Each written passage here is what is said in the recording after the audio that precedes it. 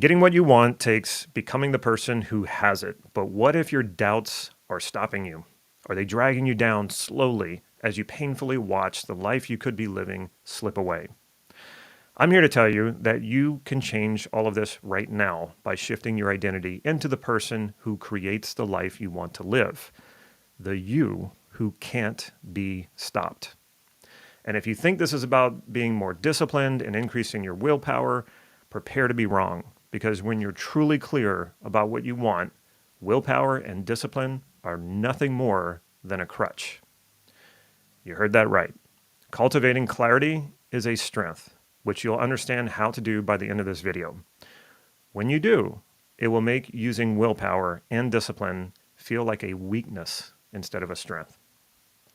And you can do this at any age. I've helped countless clients over the past decade plus do exactly that. You're not too young and inexperienced to learn this. Life also has not passed you by either. So if you're feeling too old, make sure you do what I give you in this video. Whether you're 35 or 65, you can reinvent yourself and create the life you truly want. But you have to know how to handle your doubts along the way. Okay, that's it. I'm done with the scripted part of this. And so let's just get into this. All right. So like I said, if we really want to make change that lasts, it's going to take a transformation, an identity shift. And in that process, it's about overcoming your doubts, because doubt is the main obstacle that's getting in your way. Now, it's normal to struggle with doubt. You're human. Everybody struggles with doubt. I don't know anybody who doesn't. I've worked with some of the most successful people, I wouldn't say in the world, but I've worked with really successful people, far more successful than me.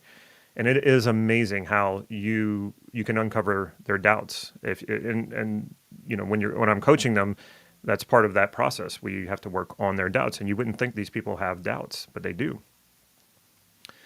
So think about your own doubts and what kind of pain are they creating in your life?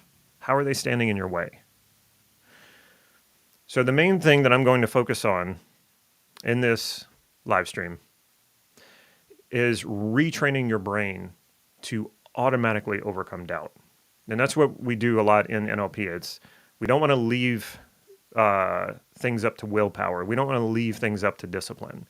There's a process in which you're holding everything in your life right now in place for all the good and all the bad.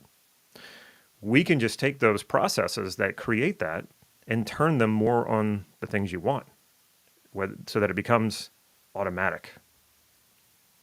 Now, what this is not, I'm not going to talk about affirmations. Well, I guess I'm talking about affirmations just by mentioning them, but this is not something I'm going to prescribe. No affirmations. I don't like them. I don't think they work very well. I'm not going to argue if you feel like they've worked for you, okay, but my own personal experience, and when I finally do work with people who use them and we start picking it apart, affirmations tend to create more problems than they solve. And then even if they don't, I just don't find them effective. This is not a training on vision boards. Again, I've created so many vision boards and not a single one has ever worked. And there's lots of reasons behind that. I'm just not going to get into that this time around, but you're not going to get that in this live stream. I'm also not going to give you any extreme exercises like walking on hot coals or walking on broken glass. That's completely unnecessary, and I have my criticisms about that. It's not a bad thing if you like to walk on hot coals, if you like to go to those types of things and do that. Just don't lay the expectation that that's going to help you overcome all of your doubts and get you to where you want to be. It will make you more confident, I am sure, about walking on hot coals, but that's about it. All right. Okay. Now, got a question for you. And this is for everybody, whether you're on the live stream or you're watching this after we've gone live. I want to know more about you. This is really important because I like to understand the people who get the most benefit out of watching this. And I assume that's the people who spend the most time watching, my videos. And so I am curious, when and where Or are you watching my videos the most? Now, I get it. Some of you, this might be your first time watching a video, and that's cool. I still want to know, when and where are you watching my video? Is it during your morning routine? Is it during your morning commute? Are you mainly just listening to it? Or are you actually watching me on the video screen or on your TV? Or do you wait until you're making dinner and you decide, oh, I'm just going to listen to what Damon has to say and turn it on? Let me know that. When, what time of the day, and where. Morning routine, at home, when you're getting ready for work, your commute, making dinner. Maybe you have something else where you have to drive around in your car. Let me know that. I'm very curious.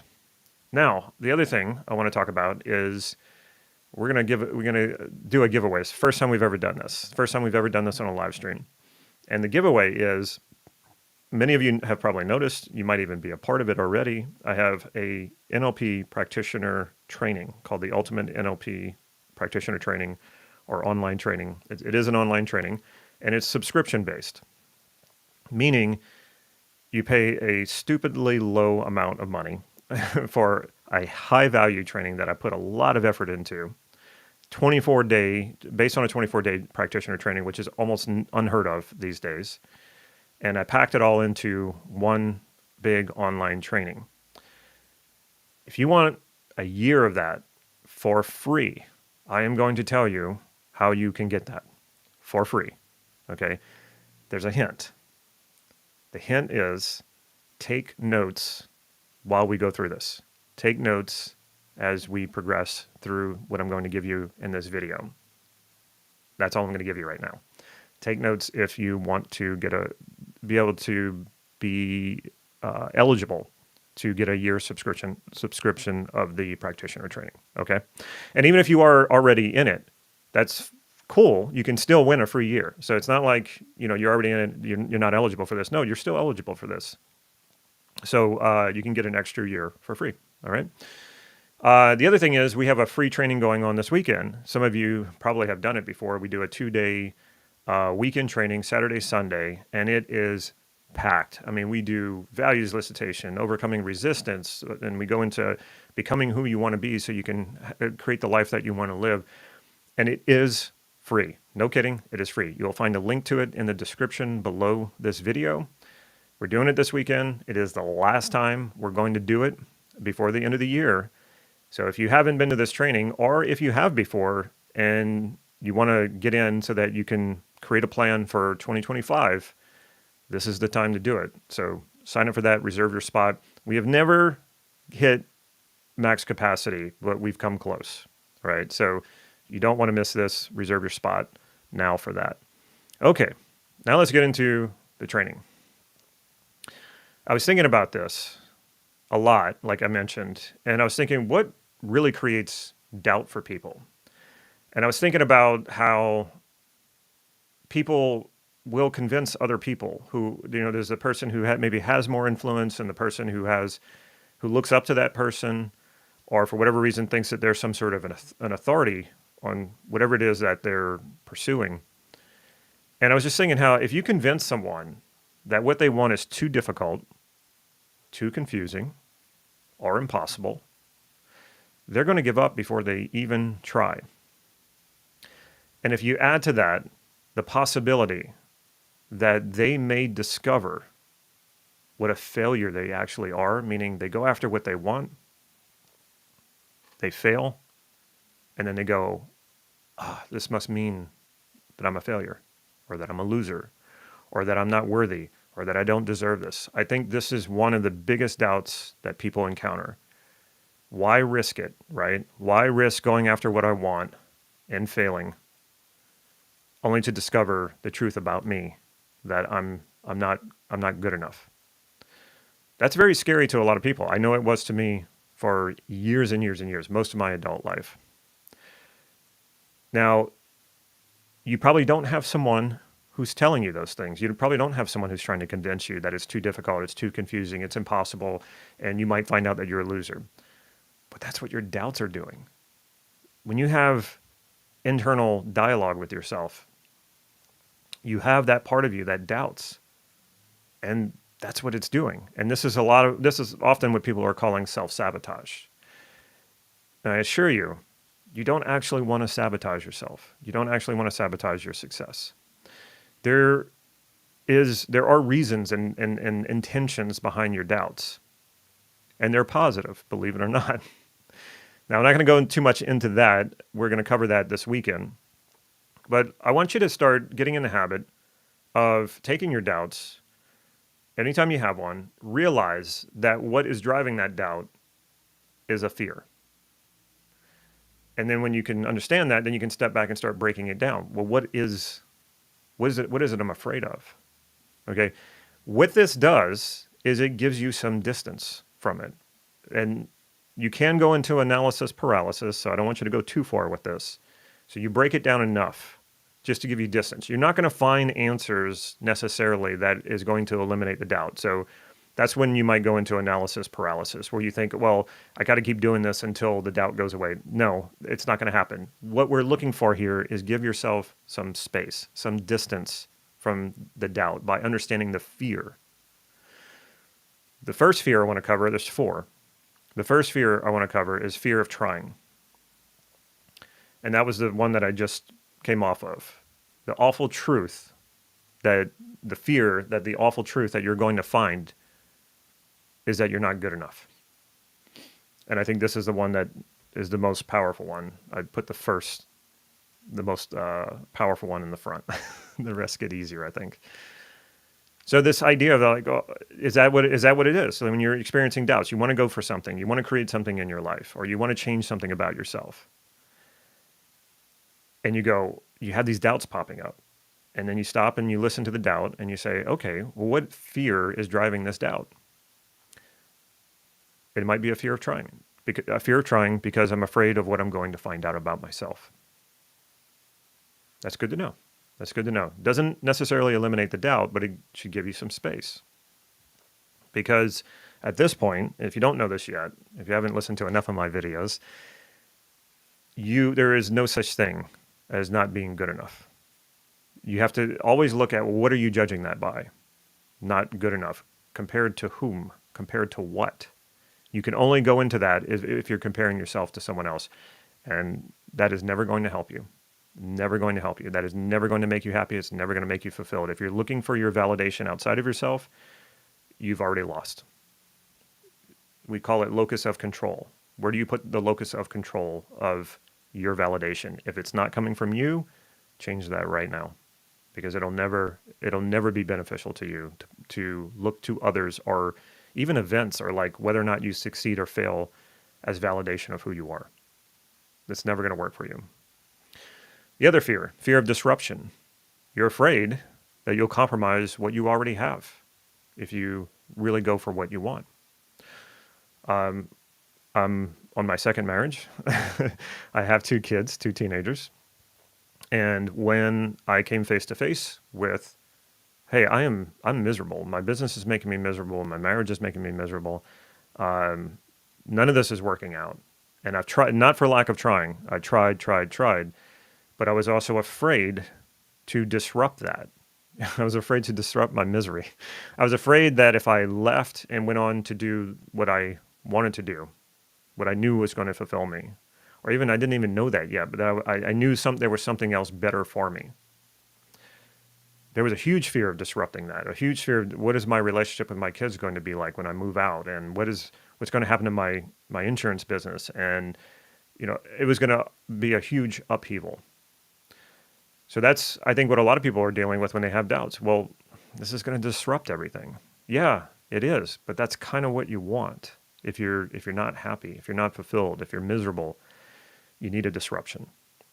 And yes, you're going to probably have to destroy a lot of things that you've created in your life because they were built on a false foundation, a foundation of not who you really are.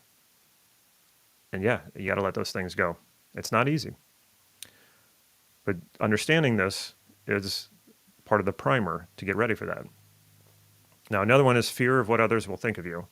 A lot of people their doubts come from fear of being embarrassed. What if, and I faced this, I came face to face with this. So my insurance business, the reason why I went into insurance was because my dad's an insurance agent, still is to this day. And I really when I started having kids and I looked at what he had done, what he provided for in my life, I was like, well, I want to do that for my family. I want to do that for my kids. I just didn't know that I was going to absolutely hate insurance and it wasn't going to work for me. So had done insurance for several years before I decided that this wasn't it anymore. And I was leaving my ex-wife behind and facing like, what if I leave my ex-wife, I leave this business that my dad helped me out with, and I completely fail. I fail in my next business, and also on top of that, I realize I shouldn't have left my ex-wife and I want to go back. Like, this is going to be the most embarrassing thing that has ever happened. But I knew, and we're going to get into this, how I knew. That's what I'm going to help you with here. I knew that I was going to succeed, that somehow I was going to make it. And I did. I didn't have to go back to any of those things. So fear of what others will think of you, that is a real fear. That's a real doubt you're going to have. Just understand it for right now. Get some space from it. The next one is what I call fear of what's under the bed. It's fear of what you don't know. When you were a kid and you were lying in bed by yourself and you started having those thoughts about what might be under the bed. It might be some monster under the bed that, can come out. Well, you could have gotten rid of that fear and that doubt just by poking your head under the bed and seeing there's nothing there. But you didn't, because that to you was even scarier. It's fear of what you don't know, fear of what's under the bed. So some of you are doubting going forward in your life and trying that new endeavor or leaving a bad situation to get to a better situation just out of fear of what you don't know what's going to happen. You don't know what's under the bed. Okay, so that's another one. Now, those are the fears. Like I said, just understanding them will give you some relief, but they won't necessarily take the doubt away. Okay. What do your doubts communicate to you? What are your doubts communicating to you? Are they communicating something that you need to pay attention to? So this is where this is why we don't want to eliminate doubt. We don't want to eliminate doubt. We want those doubts to jump in the way and say, hey, wait a minute. Are we doing the right thing here? That is very valuable. Your doubts are valuable. And so when they pop up, instead of just like either pushing them away or just succumbing to them, no, communicate with them. What are your doubts communicating to you? The first thing is, are they communicating to you that you're missing some knowledge or that you're missing a skill? A skill that you need to have but you don't have yet, or some knowledge that you need to have that you don't have yet. That's pretty important. If you want to jump into a business, probably good if you do some market research. Probably good if you understand that business. Probably a good thing if you go and find someone who has succeeded in that business to find out how they did it. That's pretty important. And you're going to have to develop some skills to do that. So is that all your doubts are telling you? About 10 years ago, I was like, I'm really going to tackle this money thing. I'd been broke pretty much my entire adult life. And I used to tell myself that. I was like, well, I'm broke. I can't afford it. Broke. I can't afford it. It was like my mantra that I didn't even realize I was saying. And so I finally was like, you know what? I need to tackle this. Like, I need to figure this thing out. And what some of my doubts were communicating to me is like, yeah, you got to understand money, Damon, if you want to leverage it, if you want to make it, you need to understand how it works. So I started reading books on money and it helped. And those doubts were important. It's like, if those doubts hadn't pointed that out to me, I would just be sitting there being like, well, why isn't, I'm visualizing, I'm on am I not on the right vibration, all that law of attraction stuff? Like, no, you got to educate yourself. That's what your doubts sometimes are telling you. You need to get the knowledge, and maybe you need to build a skill. Are your doubts pointing at some unresolved wound? This is a big one, because when I say wound, what do you think of? Pain. There's some pain there. So maybe the doubt is like, hey, do we really want to, deal with this? It's painful. And in my situation, I'm going to continue on with this whole money thing. In my situation, and this was an awakening whenever I realized this, because I followed the doubt. What is the doubt telling me about this? I equated money with pain. I really did. I wanted money because I wanted it so I could do the things that I wanted to do. And then when I didn't have it, I thought, well, money itself is limiting my freedom. It's limiting me from doing what I want to do. And so I got to go do that painful thing, doing things that I don't really want to do, but it makes money. So, and I just associated it all together. Money equaled pain. And then when I started diving into this, and I started really going into like, well, what is that about? And just kept tracing it to its core, to its origin, some interesting memories started coming up.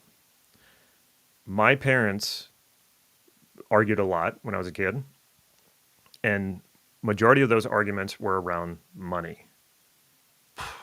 Like, just understanding that was huge for me. I was like, well, no wonder I associate so much pain with money, because I'm watching my parents argue. It's very destabilizing for a child, right? I'm watching this happen, and what are they talking about? Money. I keep hearing this thing, money, money, money, money, pain, money, pain, money, pain. Of course, at such a young age, what did I pick up? And so that was a huge understanding that made me start to let that pain finally go, so that wound could finally heal. What a doubt could be pointing to as well is a belief that you're not good enough or that you don't deserve it. And this is the ones that really takes an identity shift. If you have deeply held beliefs about your self-worth, like you're not good enough, you don't deserve it, these take time, but you can absolutely do this. And you can eliminate that whole idea of self-worth entirely. And that's what you ultimately want to do. You don't want to try to build your self-worth. You're just feeding the problem. Now, the reason why this one is probably the worst is because you take you wherever you go. So you can have a doubt about something. You can have a doubt about, like, I don't know if this business is the right business for me to get into. And so you go and choose a different business. But if your doubt is about you, if it's self-doubt, there's no escape. There's no escape. You're going to take that everywhere you go. You'll take that into every endeavor that you do. So this is the big one. And this is the one that you really want to work on. And it might even take you years. It took me about 2 years to really resolve most of it. And every once in a while, it peeks its head out and I go, I bet that's like a little tiny piece of that whole self-worth thing. And I'm going to go deal with that right away. This is the one you want to focus on and dealing with, because when you do, when you finally burn that whole thing out about not being good enough or deserving or worthy or all that stuff, when you finally burn that thing out, your life is going to change unbelievably, because you're not passing it through that erroneous idea that all of it's dependent on your worth and deservingness. And I mean, just even to think now of a life of where I have to maintain my deservingness and my worthiness just to hold on to what I have, like, that sounds absolutely miserable. And believe me, that is what I believed. I have to be worthy enough and deserving enough. And then, the money's going to come, or I have to get the money first to prove to myself. That was more how it went for me. I have to prove myself. How do I prove myself? Well, I have to make a lot of money. I have to have a lot of successes. And then it'll be true. It'll be real. I'll be worthy. But that's so fleeting, because I would have success after success. I would start making more money. It didn't change anything. It's best to change this first. And then it's so much easier to make money or go after whatever your endeavors are. So much easier once you resolve that issue. So the other thing about doubts, what makes them so slippery and so hard to deal with, is that your doubts they don't have to be beliefs. You don't have to be convinced that the doubt is real, or whatever the doubt is pointing to is a real thing to stop you. All you have to do is doubt it. It's so easy to scare people. So easy to scare people. So doubts don't, if you have a belief that you can't do something, well then, yeah, that will stop you. But a doubt doesn't even have to rise to the level of a belief to stop you. It just has to scare you enough. So The counterintuitive thing here is to communicate with your doubts, connect with them. What is the fear that's driving them? What are they saying about who you are? And is it true? Is it true what they're saying about who you are? And we can go even deeper with this, because when we have doubts, we tend to have negative feelings that come along with it. And then you can ask yourself, okay, this negative, okay, you're mapping this out, right? You're going, okay, what is the doubt? What is the fear behind it? What is it saying about me? And then finally, what is the feeling that the doubt is giving me? It's mostly negative, right? And then ask yourself, what is the feeling that I'm having about this? What does it say about me? You want the answer? Almost nothing. Almost nothing. Feelings often, especially around doubts and fears, tell you almost nothing about what's actually happening. Now, this doesn't mean that feelings aren't important. They are. They're very important. So you don't want to disavow them. You don't want to try to push them away. You don't want to try to repress them. They're real because you feel it, okay? But it's so amazing to me how much we, and I include myself, when we feel something, because that's really our reality, right? What we feel, we think that has a greater meaning about who we are, about what's happening. And you can go through study after study that, what we feel and what's actually happening are usually very different things. So you're human. That's what your feelings tell you. You're human. Now, of course, you can go like, well, it can tell me what I like and what I don't like. What do I want to order on the menu at a restaurant? And so, yeah, feelings are important. They are definitely important. But when it comes to your doubts, your fears, and then how you feel about that, you're constructing this whole thing in your mind, and then you have a feeling about it, and you think, well, this means something about me. It means I'm not good enough. It means I can't do it. It means this or that. No, it doesn't. It just doesn't. So remember that when you have these negative feelings. And you can just ask yourself the question, okay, well, what does this feeling actually say about me? And I like to journal, so I always say journal on that. And be really honest, because you can go down the rabbit hole of the feeling. Well, it means I'm this horrible person, blah, blah. No, be like objective, as objective as you can. Does this feeling really tell me who I am? Does this feeling really tell me I'm worthy of something or I'm not? And if you really ask that question, you pose that question to a feeling, it's going to fall apart. You'll find that, no, it doesn't. None of that means anything. The money issues that I was having about 10 years ago and the feelings that I had around it, I felt like a loser. I felt like really empty. Did it really mean those things about me? No. Well, because I turned it around. I'm in a completely different situation right now. Why? Because I finally understood what was driving the fears. What was the mechanism behind it? And that's what this first part that I've given to you. The more you can understand the process behind it that's creating what you're feeling and your doubts, that's when you get that space from and you go, oh, wait, yeah, okay, now I see the wizard behind the curtain now, and it's not what I thought it was. And so that should give you a huge amount of relief and space. Space, it's good. To now explore going further with this. There's a saying that I saw I think it was on the first John Wick movie, whenever on his back he had that tattoo, "Fortune favors the bold." And that's where I want to take this next. That is so true. Oh man, that is so true. And the funny thing is that, that's an action movie and he's doing bold things that are life-threatening. And, I'm not suggesting anyone do that. What's funny is that we often think, oh, I can't do that. I'm not bold enough, or I'm not courageous enough. And when you really look at the thing that you feel like you're not bold or courageous enough to do, and you ask yourself, what would I really lose if I did that? Most of the time it's nothing. You wouldn't really lose anything. A lot of those fears and doubts and everything, they're based on nothing. It's not going to affect it could affect your income if you make a bold Or if you go to a casino and you throw a bunch of money down, I don't recommend that. That's just being kind of silly. But like, oftentimes we'll think, oh, a bold move, like, changing careers. That's bold. It's like, okay, yeah, but what do you stand to lose? Nothing. You really don't stand to lose anything.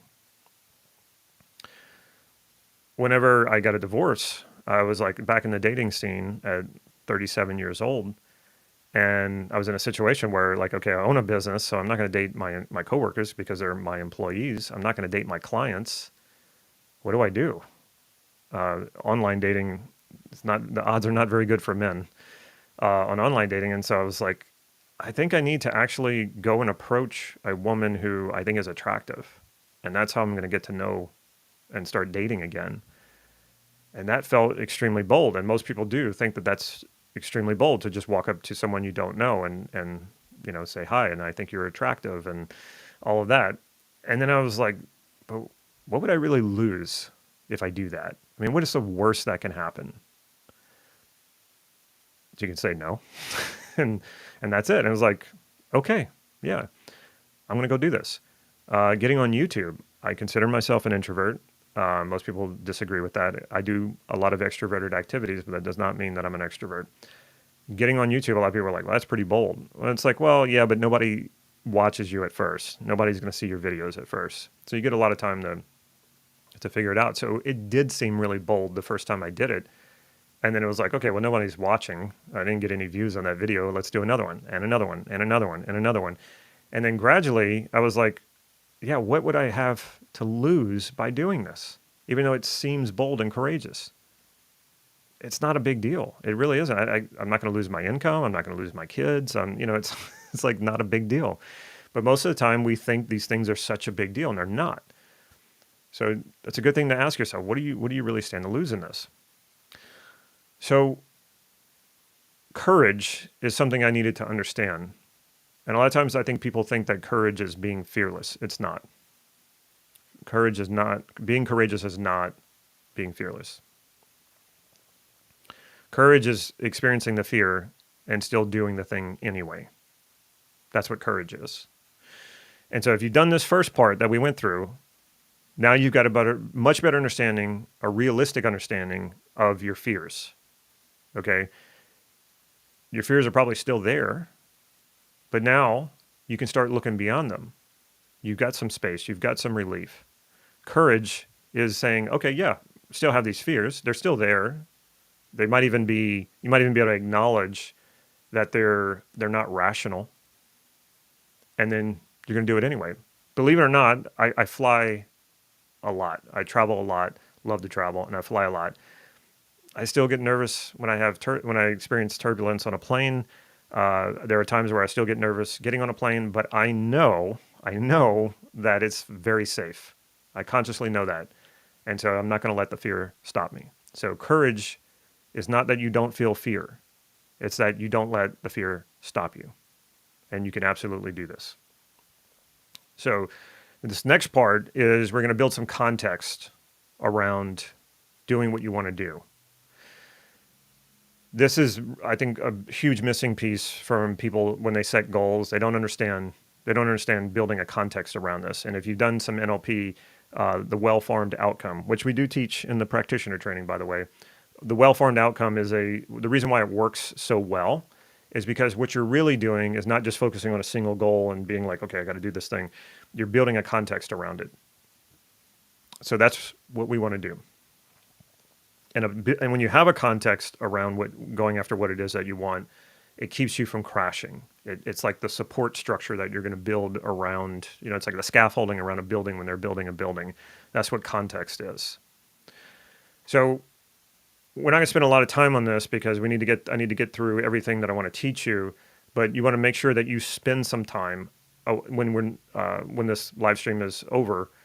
You want to spend some time really doing this, taking a deep dive on it. I love meditating and I love journaling, and that's where I do a lot of this for myself. So that's what I recommend. I'm not saying it's the only thing.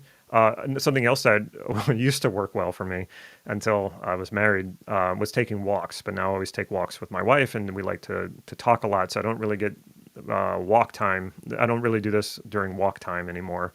And I'm not saying that in a negative way. I love taking walks with my wife. It's a great time to just, be casual and have some nice, fluffy conversation, nothing serious. Unless we're talking about dinner, then it gets serious. Anyway, think about what is fulfilling to you in your life right now. What is fulfilling in your life right now? We have plenty of time to go over all the stuff that's not working and all the things you don't like. How much time do you spend thinking about what is working for you right now? What is really fulfilling? Think about the most rewarding and fulfilling experiences you've had throughout your life. Now, this is not an exercise just to make you feel good, though it will make you feel good. That's not the point of it. The point of it is you're looking for clues for what creates fulfillment for you. You've experienced lots of fulfillment in your life, believe it or not. You might not be giving a lot of attention to that. So even more of the reason to do this exercise. Now, you're going to want to write this stuff down too. You're looking for those clues. What are the clues about what's going to be, what kind of life could you live that would be absolutely rewarding and fulfilling? For me, this was easy. I realized that many of my most fulfilling and rewarding experiences happened while I was traveling. So I created a hypothesis around this. If I make travel a major part of my life, my hypothesis is that I will have a richer, more rewarding and fulfilling life. That was my hypothesis. And I tested it. And it worked. It worked.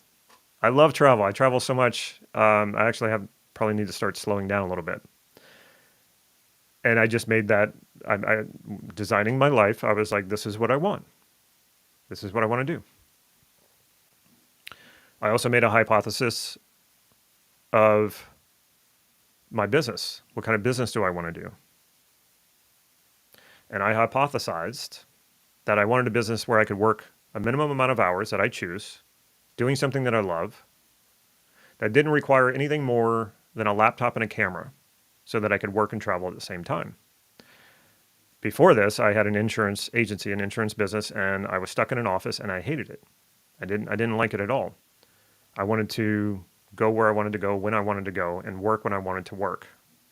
Now, I know some people go, oh, well, that sounds amazing. That sounds unrealistic, or it is definitely realistic. And the second thing I want to say about this is it's not for everybody. It is not for everybody. When my wife started partnering with me and started doing this, it took her a while to get used to this. She had never worked that way before. And she's adapted to it, and then a lot of times people try this out, or they think they want this, and it turns out they don't. So, but make a hypothesis around it. Maybe it will work for you. And then you want to test it. Test. Hypothesize, test. I also wanted a life partner to share this fulfilling life with me so that I could continue traveling. And it's not like I would be doing the traveling and she would be home working or taking care of the kids. I didn't want that. I wanted her to come with me. So I wanted a partner, a life partner who either had the same type of business where she wouldn't be bound to an office or, a regular job that she had to go to and answer to, someone else, or I wanted her to work with me. That was also a hypothesis that I had. And I went and tested it. And guess what?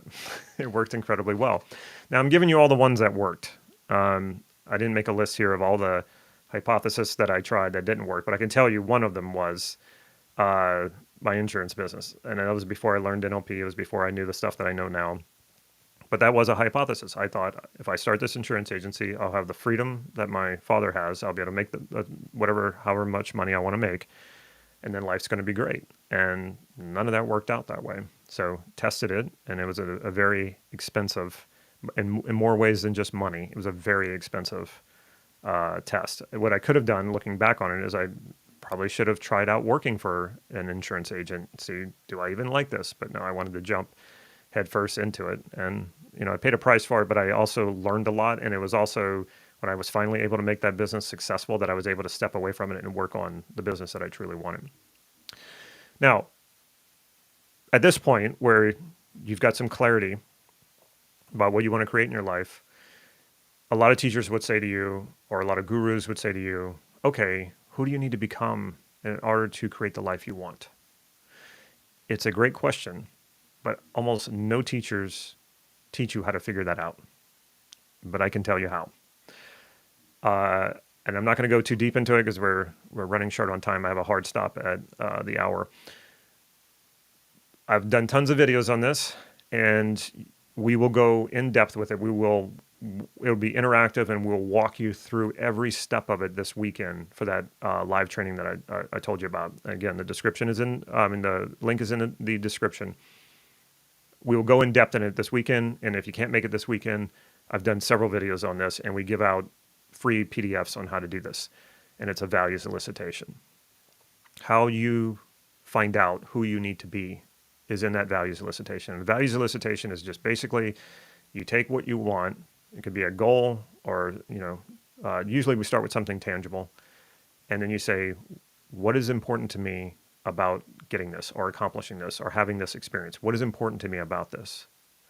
And then that's when the values start coming out. And this is a practice. This is an ongoing practice. I've been doing this for years. It amazes me all the time how I know my values very well, but when I do a values elicitation, how it creates insights and connects me with my values. And then I can ask myself, when I have those values, like say freedom, joy, happiness, passion, these are some of my highest values. Then I ask myself, am I a passionate person? Am I a happy person? Am I a joyful person?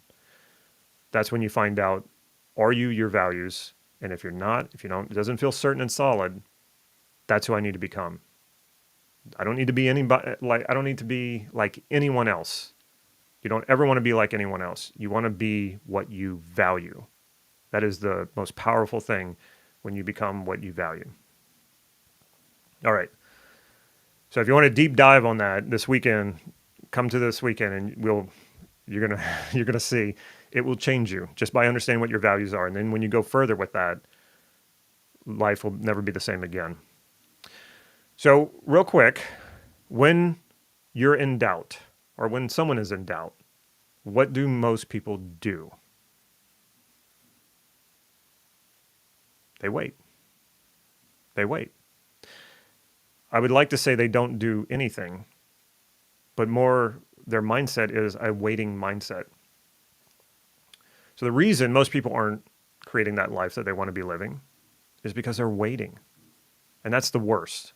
You can say, you're not doing anything, and then it opens up this kind of void, and you kind of go, well, I need to do something. But when you're waiting, you take that away from you. You become powerless. You go, oh yeah, well, I'm waiting till I have the answers. I'm waiting till I have it figured out. Or I'm waiting for the economy to turn around. Or I'm waiting for my spouse to do X, Y, Z. Waiting is the big killer. And that's what doubt does to people. It makes them wait. So if you're ready to stop being like most people, then you need to do what most people won't do. So like I said, when people are in a state of doubt, they wait. And if you want to be like most people and have the mediocre successes or no successes at all, keep doing what most people do. So what do you need to do when you're in a state of doubt? And this is going to be so counterintuitive.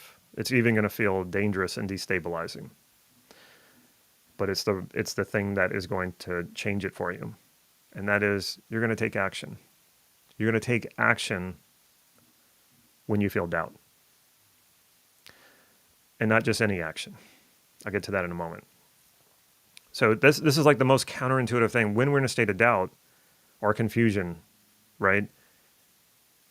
There, you just go like, well, no, I'm not going to do anything. I'm not going to walk through that dark door into that dark room where I don't know anything of what's inside there or what's going to happen or what's going on. Like, this freezes people, right?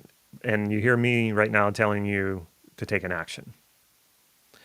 Remember what I said about what you feel not really telling you very much about what's actually happening? So what it feels like and what it is are two different things. You need to keep this in mind. What it feels like and what it is are two different things. So like I said, unless you're considering doing something life-threatening or something that could wipe out your entire life savings, which I do not recommend. Don't do those things, all right? You are not going to ruin your life by taking action while in doubt. Remember this. You are not going to ruin your life by taking action when you're in doubt. It feels that way, but it is not that way. Okay? I mentioned earlier when I was like, okay, I don't know, didn't have a social structure or social circle to date women. And I was like, well, what do I do? And I was like, well, there's only really one thing to do is when you see someone you're interested in, go talk to her. I doubted myself. Am I good enough? Is she going to not like me? Is she going to, be disturbed by my presence? Or, all these things going off in my head, all these doubts. And I had to just go, no, I'm going to do this anyway.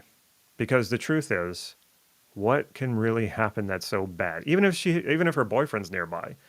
I've had guys approach my wife when I was kind of like at a distance, and then when they realized she was married, they go, "Oh, sorry." And I was like, "No, don't be sorry. It's a compliment to me." It's like no one's going to hurt you. No one's going to beat you up, right? You're not going to lose all your money. It's going to be okay, especially if you're being positive. If she can't accept a compliment and someone being nice to her and gently letting them down, it's not you. It's her. And I don't mean that in any way to put a judgment on women. I'm just saying that there's nothing really bad that can happen here. And people say, well, what if she rejects me? Okay.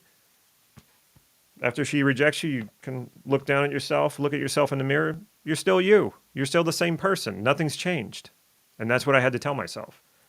And I had to find out for myself, right? Take an action. What does that really mean? Reject me. Am I going to physically mutate? No. Is anything really going to change? No. And this goes back to what I was saying about finding out the truth. We're afraid to find out the truth. Well, maybe this means I'm a loser. And it's like, well, no.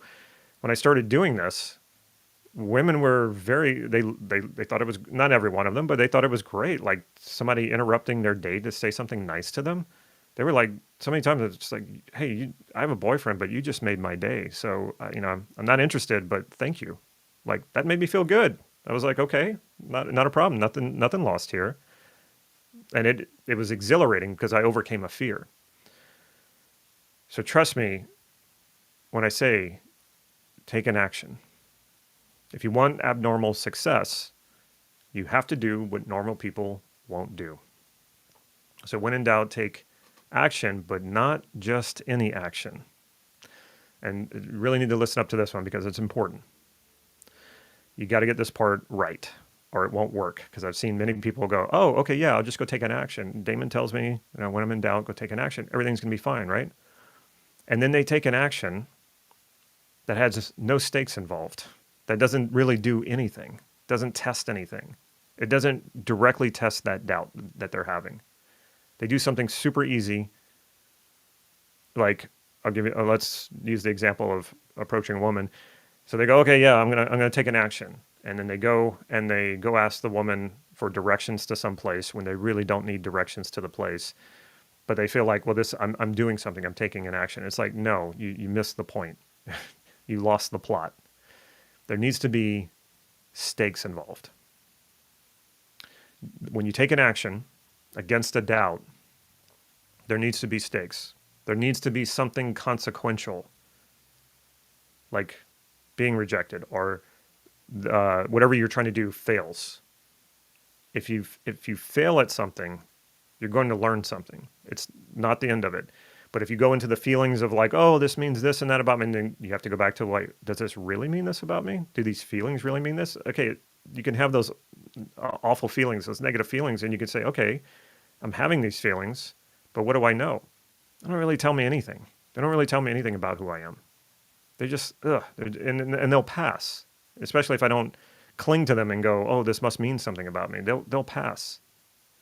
So if what you try fails, you're going to learn something. Put your attention on, okay, well, what happened here? And what can I learn about this? Rather than give your attention to the negative feelings. And then if you win, well, you get the reward, right? If you succeed, you get the reward. So in a lot of ways, you can't lose when you test a doubt. And when I say test a doubt, I'm saying Take an action against a doubt that has stakes, that has consequences, that means something. And what's going to happen when you keep doing this? Every time you have a doubt, your doubts are going to fall apart. Your doubts are going to fall away. You're only going to look at doubt as something that might be useful to bring your attention to something that you might need to be careful of, or that you might need to do some extra diligence around. If it's a risky investment, your doubts that are popping up are helping you. They're saying, do your due diligence. Research this first before you get into this and know what you're getting into. If you're going to take a risk, know what you're getting into. So you start leveraging your doubts to help you. Now, some of the most identity shifting experiences you're going to have is when you test doubts that are self-doubts. When you're doubting yourself and you act anyway, you're going to start crushing self-doubt. And when you do that, that's when you're really going to reinvent yourself rapidly. It might take some time, but this is what you're going to do, is connect doubt to taking action, which is counter to what most people do. Most people will sit there and wait and not do anything, but not you. You're going to associate a doubt with taking action. When you master creating a bias toward action, especially when you have doubts, you're going to play the game of life at a level that most people only dream of. Think about that. If you spend 2025, every time you have a doubt, that you connect action to it to test the doubt, find out if it's true.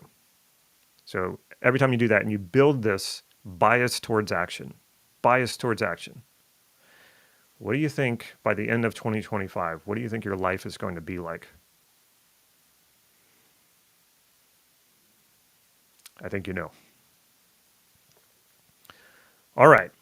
How are you going to get this free NLP practitioner training? Does everybody want to know? Let's see.